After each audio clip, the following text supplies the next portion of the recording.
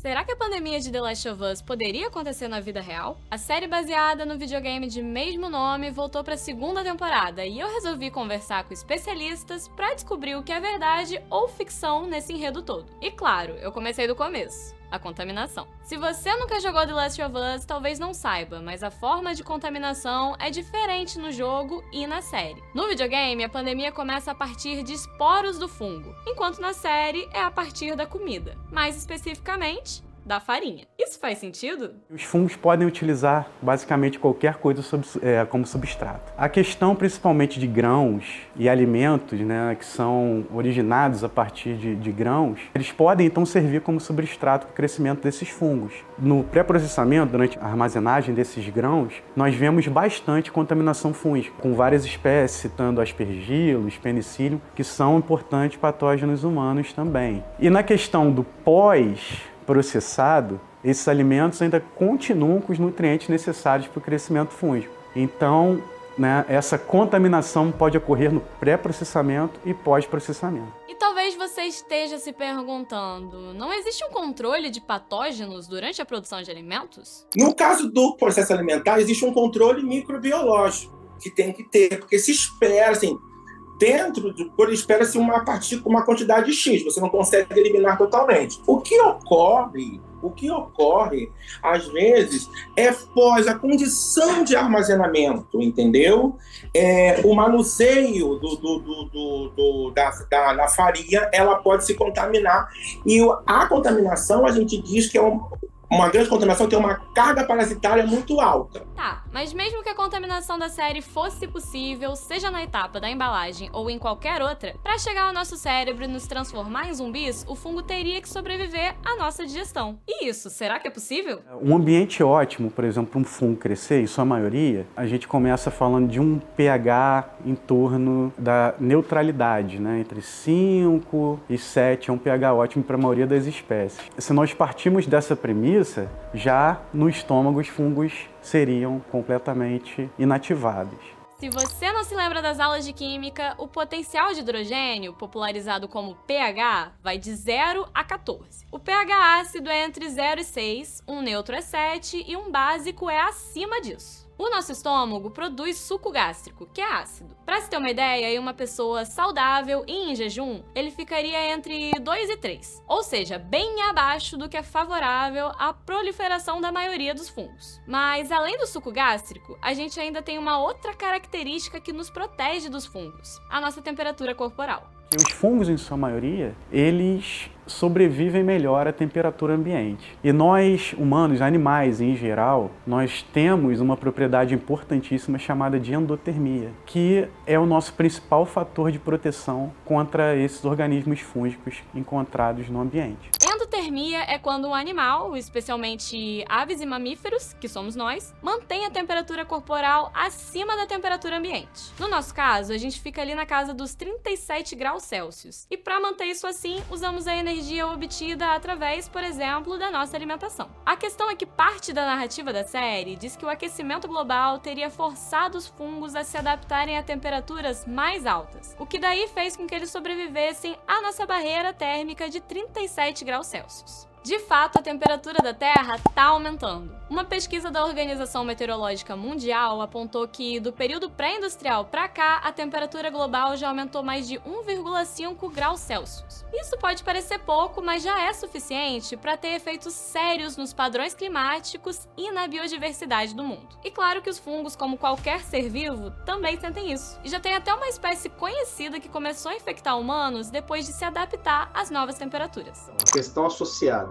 às mudanças climáticas aos fungos é muito importante e nós já vivemos essa realidade. Conforme eles colocam na série que essas mudanças climáticas levaram a mudanças nesses fungos, nós já observamos isso no nosso dia a dia, né? Por exemplo, no Brasil hoje nós temos uma circulação do superfungo que dizemos que é Candida auris, que era um fungo, uma levedura, que ela era uma levedura ambiental, então ela era um fungo ambiental, mas que com as mudanças climáticas, o aquecimento global, né, esse aumento da temperatura, ela se adaptou e então começou a crescer a temperatura de até 45 graus Celsius.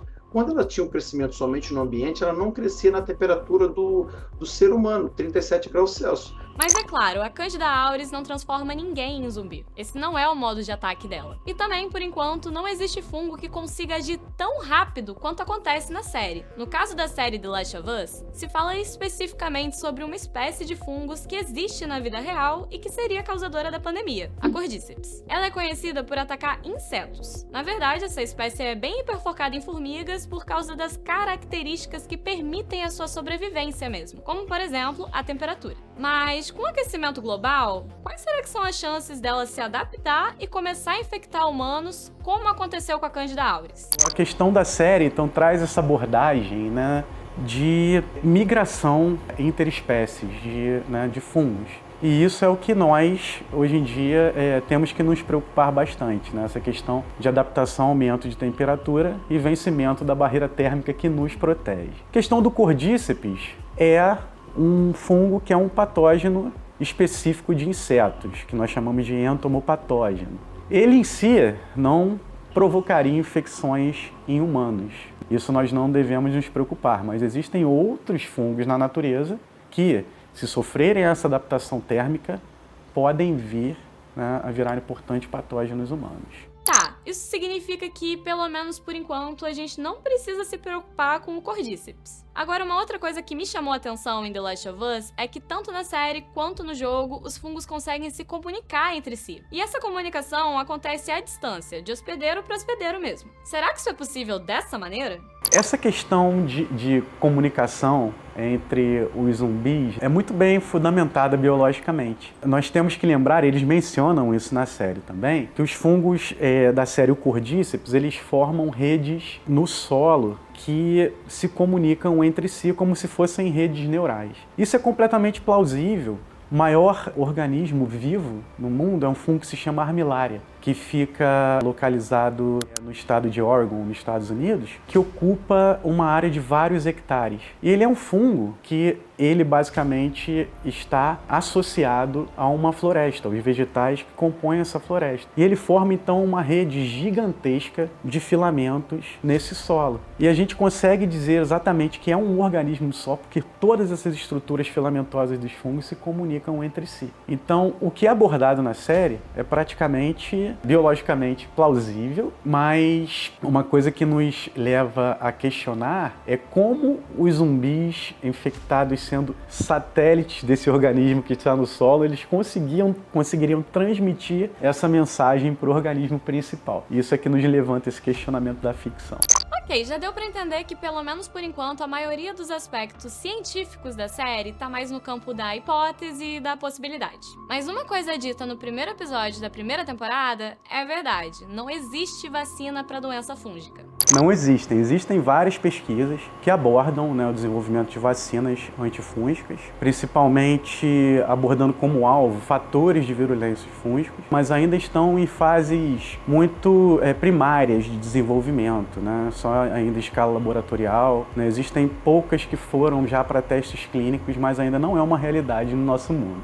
Quanto aos tratamentos antifúngicos, outra má notícia: eles também são escassos no mercado. E segundo as fontes com quem eu conversei, isso tem dois motivos. O primeiro é a proximidade evolutiva que esses seres vivos têm com a gente. Nós vemos que os fungos são muito similares a gente. Os fungos também são organismos eucarióticos, então numa escala evolutiva, eles estão muito mais próximos a gente do que plantas, por exemplo, que também são eucariotos, né? Mas a gente tem ancestrais, né, mais recentes entre, né, fungos e humanos. Então eles compartilham muitas das vias metabólicas, né, da sua fisiologia. Então isso torna muito difícil a busca de alvos específicos nos fungos, né, para essas drogas atuarem, porque se elas atuam em alvos compartilhados entre os fungos e os seus hospedeiros, obviamente elas vão causar toxicidade nesses hospedeiros. Que para funcionar sem efeitos colaterais nas nossas células, o remédio precisa atacar alguma característica do micro-organismo que não esteja presente na gente. 3 classes de drogas antifúngicas, os poliênicos, os azóis e as alilaminas, por exemplo, têm como alvo um lipídio que compõe a membrana celular do fungo, conhecido como ergosterol. Ele é similar estruturalmente ao nosso colesterol, mas difere em algumas etapas da sua síntese. E é essa diferença que permite que funcionem sem atacar as nossas próprias células. Mas para além dessa proximidade evolutiva, ainda tem outro fator que dificulta a produção de novas drogas e vacinas antifúngicas: o interesse de mercado.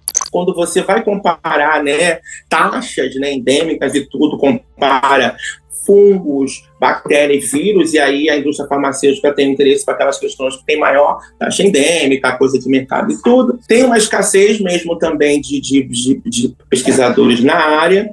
Tá, mas respondendo a pergunta do início do vídeo, a pandemia de The Last of Us é realmente possível? A princípio não, pelo menos não no mundo que vivemos hoje e não como aparece na série, com um quadro de infecção ágil, de horas. Embora o tempo de infecção varie de acordo com a imunidade da pessoa, ainda não existe fungo que tenha uma ação tão rápida. Mas uma coisa é fato, o cenário do aquecimento global é sim preocupante, e não só sobre fungos, mas sobre outros patógenos também. Neste momento, vendo uma situação como o vírus H5N1, essa gripe aviária atingindo principalmente os Estados Unidos, mas também outros lugares do mundo, onde há uma chance razoável de que dentro de algum tempo isso possa se espalhar pelo mundo inteiro novamente. Por isso eu acho interessante a série, porque ela faz a gente pensar nessa possibilidade, ter um pouco de preocupação, no sentido de que a gente tem que proteger não só a si próprio, mas ao coletivo. Quanto mais a gente discutir isso, acho que mais próximo a gente vai estar de uma situação mais adequada para se prevenir de próximas pandemias. Nesse quadro, o Globo vai apurar o que é verdade ou não em séries e filmes que você gosta. Então, se você curtiu esse episódio, deixa aí o seu like e comenta qual é o próximo filme ou série que você quer que a gente cheque. Tchau!